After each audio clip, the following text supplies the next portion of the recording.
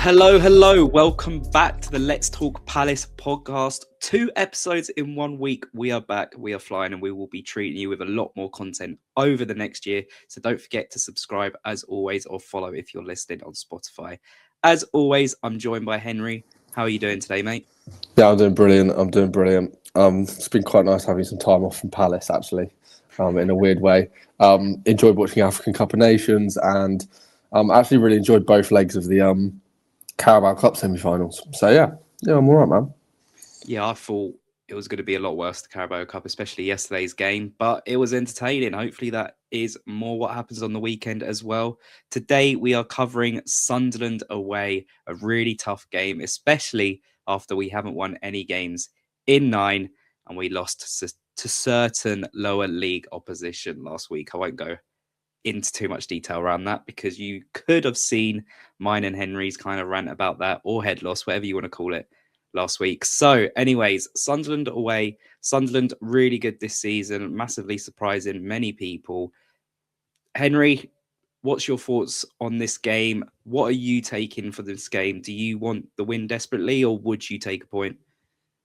It's hard. I feel like saying that about a new pro team that you just take a point is a bit depressing, but they are actually just a very good side, aren't they? They've probably been one of the surprise packages of the season so far. Their home form's absolutely outrageous. I think I put a tweet out maybe a month or so ago saying that I wouldn't be surprised if they actually ended up going completely undefeated at the Stadium of Light. They're just doing really well, and credit to them, credit to Reggie Labrie, credit to the style of play that they're playing because it's also entertaining. And yeah, they're doing well, but I think we are now, I think, in desperate need of a win. You know, it's now not 9 games without a win. That's not a good run at all. So it's hard to tell, really, isn't it? Like, you know, they didn't look very good at all away at Brentford, and then had a pretty poor performance as well at the Hill Dickinson against Everton in the FA Cup, but just about got thrown penalties. So would I take a point? Probably, but I think 3 points is what we need to be after for sure. Yeah, if you carry on losing or drawing and going without a win in so many games, morale will start to be hit. And we're already seeing that, really. We saw it in the performance last weekend. So that is definitely worrying. You know, it couldn't have been a much tougher away game in terms of what we kind of needed after this huge fixture congestion we had in December and January. So it's what we have to do. It's what we have to take on. It's going to be tough. I would probably take a draw looking at it to just try and carry on this weird draw loss record we're doing at the moment, which is really stupid. But, you know, the win would be great. The win would be great. And to be honest, there is potential for the win. You know, Sunderland have had players at AFCON. You know, it hasn't been their perfect. It's not their strongest starting 11 or starting squad. So there's definitely stuff to take from that. Obviously, the big worry for us, as all Palace fans are pointing out, Daniel Munoz, still injured, right wing back, most likely Devaney if Klein is still not fit. That's a really big worry, Henry. How do you see Glasner kind of adapting, maybe not the formation, because he probably won't, but the tactics to accommodate being without Munoz, because it clearly hasn't worked over the last 6 weeks? Yeah, I think if we'd sold Munoz, then we would have changed tactics and formation. Maybe just because he's injured, he's not going to change everything. So that, you know, every other player needs to essentially learn a new role, just so that we can kind of be okay without Munoz. It's really hard for me. I just think that he, you know, like the choices need to be better, and obviously it would have been ideal if Senegal were knocked out in the semi-finals. Not obviously if it is. I really hope they win it now. Now they're in the final, they may as well. But I just think that Devaney does. We've seen that Devaney doesn't offer what we need there, really. Yeah, he's been like solid in the Premier League games, especially that he's played there. I feel like as well, whilst we're talking about stuff, there's no point talking about performances against Macclesfield because it's completely irrelevant at this point. Yeah. But yeah, you know, I think Devaney's frustrating, but he does a job. Klein would be good after his performance before the FA Cup game, and I don't know. I think that's one of the biggest issues. But you ultimately cannot change your entire system, for what, a matter of weeks whilst you've got one player out injured. You need to find a way to make it work. Maybe it is that when Ismail Assar's back, he'll be slotting in there. That wouldn't really surprise me at all. I think he'd be quite good there. Or we sign somebody and that gets sorted. Yeah, that's the hope. I think I was going to actually go into the fact that we haven't actually signed a right wing back yet, which, bearing in mind how crucial we've noticed Daniel Munoz's absence to be, is quite shocking. We're linked to Sheriff. Looks like he wants to come to the club, a 19-year-old striker. That's good for the future, maybe not for the present, but you can't always just plan for the current season. You do have to, get your targets when they become available. So there is top potential there. But to not have this kind of Genk right back through the door already that we've been heavily linked to, when it sounds like the fee was pretty low and when it sounds like we're willing to spend more on a 19-year-old future star, feels a bit annoying. It feels like maybe, we had to go more for the right back. But, it is what it is. Are you kind of frustrated that we didn't get that Genk player through the door yet, mate? Or do you kind of understand why it's taking its time? I mean, I've been told a reason why, but I'm not 100% sure if it's like completely spot on, so I'm not going to share it. But it's not like a kind of the deal's off kind of problem. It's more of just a technicality, I guess you call it. But yeah, it's frustrating, and I said this to you, didn't I? When you move so fast and get Brennan Johnson, 3 days into the month, and then you're kind of almost 2 weeks later and nothing else has happened. And we knew, I mean, yeah, I think Johnson needed to come in early, but I think the wing back needed to come in like 2 weeks ago. I mean, you had to. You know how long Munoz is going to be injured for, whether the club are sharing that with us or not. That's a different story, but the club will know.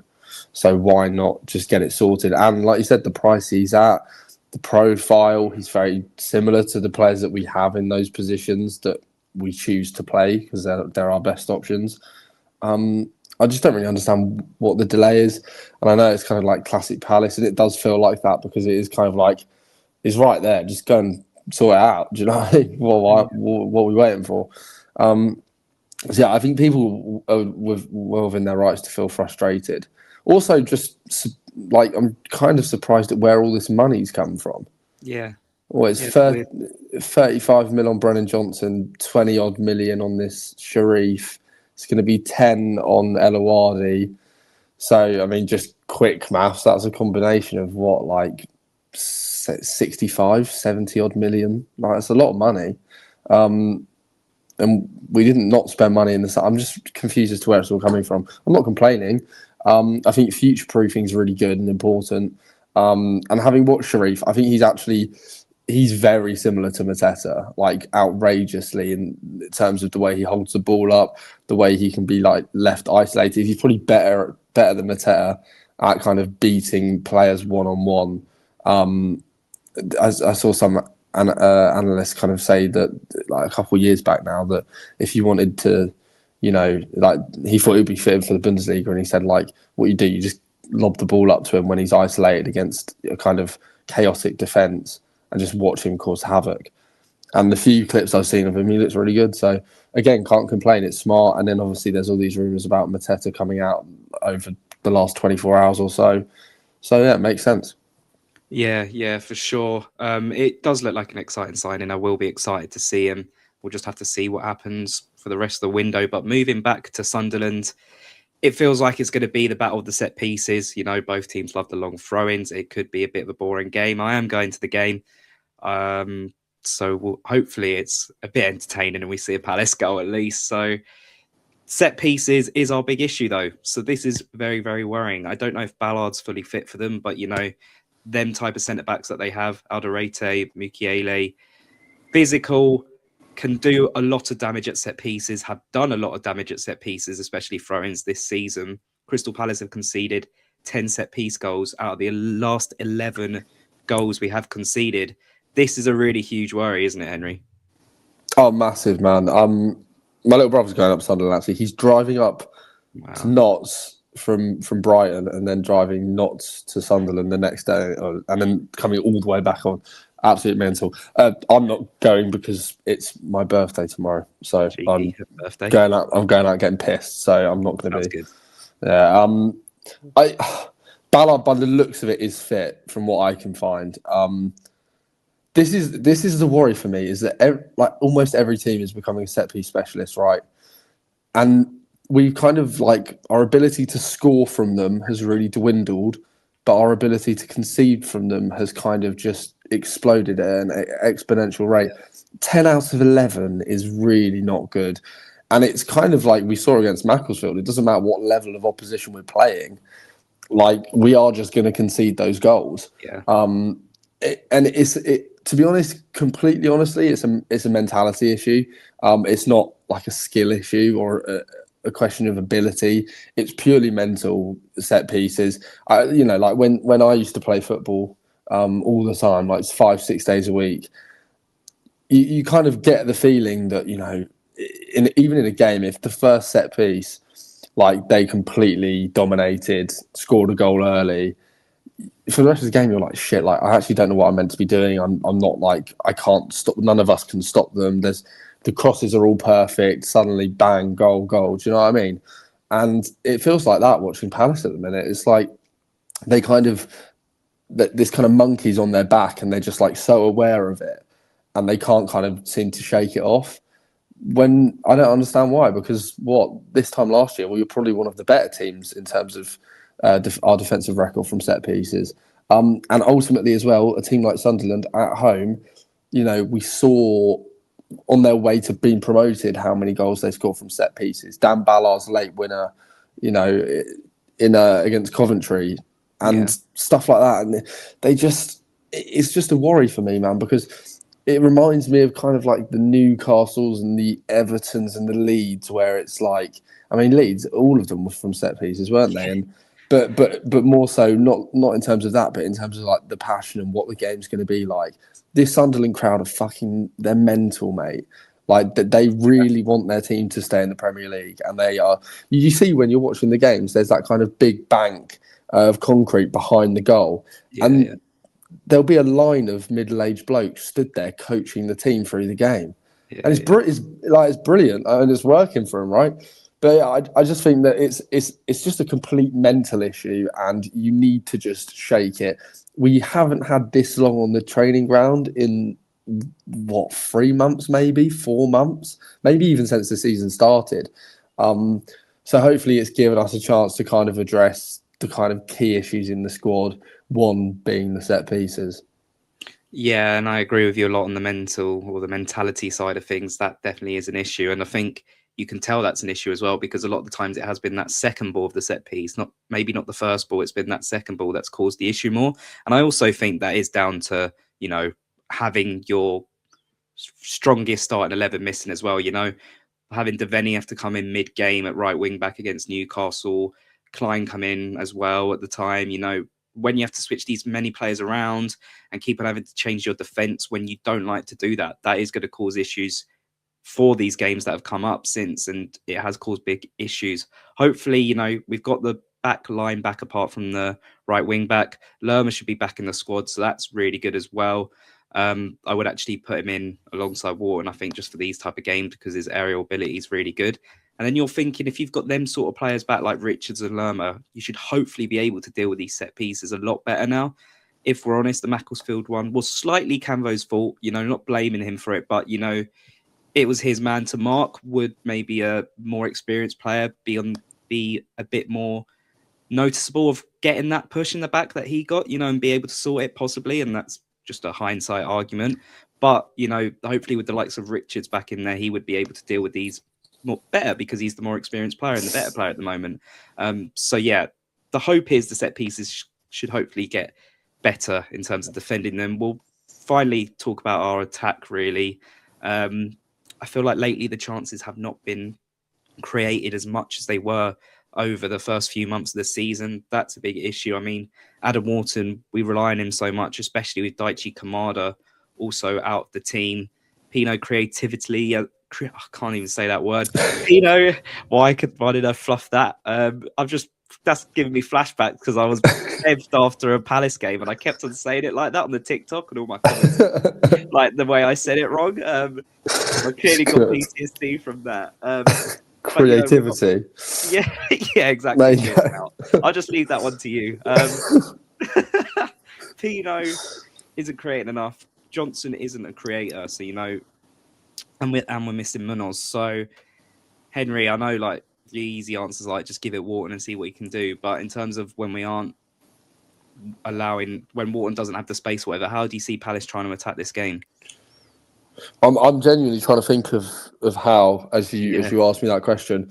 I mean, the good thing is, well, maybe not a good thing, but a foreshadowing thing is that Sunderland average 1 goal scored per game. We average 1 goal scored per game at 1.1, and we both average 1 goal conceded a game. So I think a 1-1 draw is where your money should be. But how do we? I don't think that they're that good. I mean, Brentford got them very, very easily. Purely by playing balls up towards Igor Thiago and him holding it up, bringing in the players around him, and then being on the end of balls to finish. It's very similar to how we've kind of always played with Matessa. I think back to the 0-0 draw at Selhurst, we were much the better team. Their goalkeeper had what I thought was a one-off incredible day. Turns out he is just one of the best goalkeepers in the league. It's hard for me. I think, we're in a completely different place than we were then. We're not playing as well at all.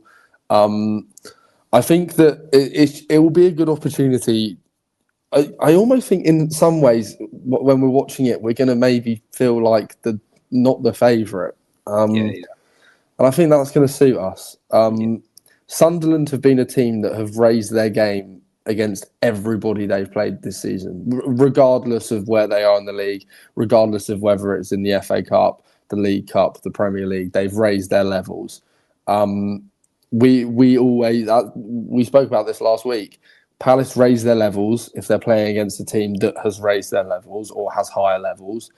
And if we're playing against a team with lower levels or just isn't playing very well, we just drop to that standard. Yeah, we get complacent, don't we? 100%. And I think it's not just, but also not just in terms of, I think about when we beat Wolves very narrowly, and it's like, we almost kind of like dropped to their level slightly and still managed to win. And it's like, it's frustrating because what we should be doing is playing at the same level every single game, setting, the standard, which we did really at the back end of last year and the start of this. So yeah, I think it's going to be a really difficult game. To be honest, I think, and in terms of attacking options, the problem is I just don't think we have anyone that is able to kind of do what we need them to do individually. I think that if everybody kind of works together, and this is where we'll see whether, the fruits of our labour on the training ground over the last 6 or 7 days have actually, come to impact. And you'd imagine that we would have definitely been analysing, different options in terms of routes to goal, in terms of methods of getting the ball into the opponent's box and creating those chances. Because like you said earlier, we've just, whilst the chances before were there in plenty and just being missed and squandered, now there's no chances, so there's still not being converted. I'd be really worried about our kind of like coaching team if we didn't have a solution to what's been going on though. And like I said, 7 days on the training ground is the longest we've had in maybe 4 months. You'd hope that all those issues would be kind of ironed out. Yeah, you would really hope so. And, that week break has hopefully been pivotal in kind of resurrecting and saving our season. We are still so close to European qualification spots, but these sort of games now, it is starting to spread a little bit, the table, a little bit, it will start to spread. So we have to make our move now, basically. For me, in terms of the attack as well, I'd just like to see a few more shots. I just want to see, Pino, you did a great shot against Wolves, scored a lovely goal. But now he's like, I don't know, that's the confidence going again when we're off form. But, some of these players just need to have a go. We're not going to create many chances if we have huge players missing. So, don't try and pass it into the 12-yard box. Just give it a go sometimes, have that confidence to take the players on. And I mean, I remember when Everton played Sunderland at the Stadium of Light this season, I think it was like the first minute, James Garner just had a go, and it just completely,